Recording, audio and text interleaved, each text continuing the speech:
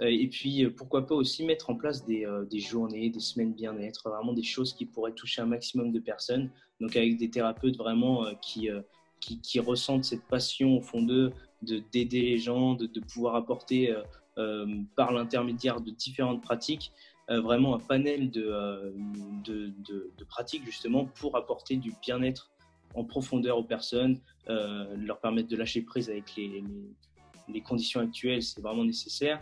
Et les thérapeutes qui sont intéressés justement pour mettre en place ce type de choses, moi je serais le premier motivé, c'est clair, où on ferait par exemple la matinée séance de relaxation, après manger du yoga, après un peu je sais pas, d'autres thérapies comme par exemple la réflexologie. Ah oui, d'accord, c'est un Voilà. parcours d'une journée où il y a Voilà. plusieurs activités qui se… Ah super, d'accord.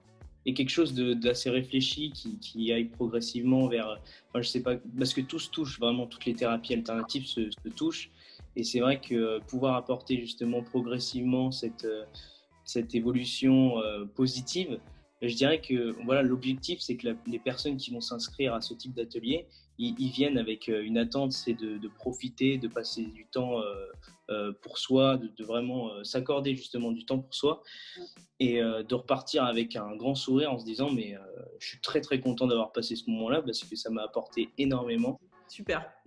Pouvoir relier corps, esprit, l'âme, voilà le côté spirituel, le côté intérieur, son enfant intérieur, le développer, etc.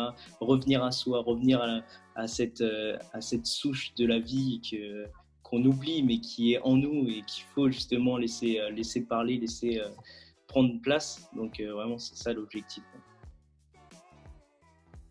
Oui, justement, il faudrait que je vois justement avec différents thérapeutes pour, par exemple, utiliser leurs locaux euh, pendant des vacances ou autres, ou pourquoi pas justement partager les cabinets. Oui, effectivement, ça veut dire qu'en fait, les thérapeutes en question, soit il y a des jours, par exemple, où ils font du domicile, où ils ne travaillent pas forcément 5 jours sur 5, ou ce que tu dis, pendant les congés, ils partent, et auquel cas, il y a leur cabinet qui est disponible, et tu pourrais, toi, utiliser le cabinet pendant ce temps-là. Exactement, ça peut être une bonne idée. En plus, ça permettrait voilà, pouvoir, eux par exemple, ils payent pendant une semaine leur location de cabinet, voilà, et au moins il y a quelqu'un qui l'utilise. Et bien sûr, c'est en participant, c'est sûr, Ouais, mais ouais. c'est vraiment quelque chose qui pourrait être pratique pour tout le monde, même pour les clients des différents thérapeutes. Ils peuvent se dire aussi qu'il y a encore quelqu'un, il y a encore un thérapeute, malgré le fait que leur thérapeute préféré et favori soit parti en vacances ou autre. Je me souviens qu'on en avait parlé. C'est toi qui nous avais donné cette idée d'ailleurs au Salon Zen. Et effectivement, si on a, parce que la plateforme, elle évolue en fonction de vos retours. Hein. Donc c'est vrai que si on a plusieurs personnes qui nous demandent ça, on pourra mettre tout à fait ça en place, cette histoire. Aujourd'hui, il y a des échanges de soins, des échanges de services comme du mentorat ou de la supervision. Et on pourra mettre tout à fait échange de cabinet qui peut être un service comme un autre en fait et qui peut s'échanger.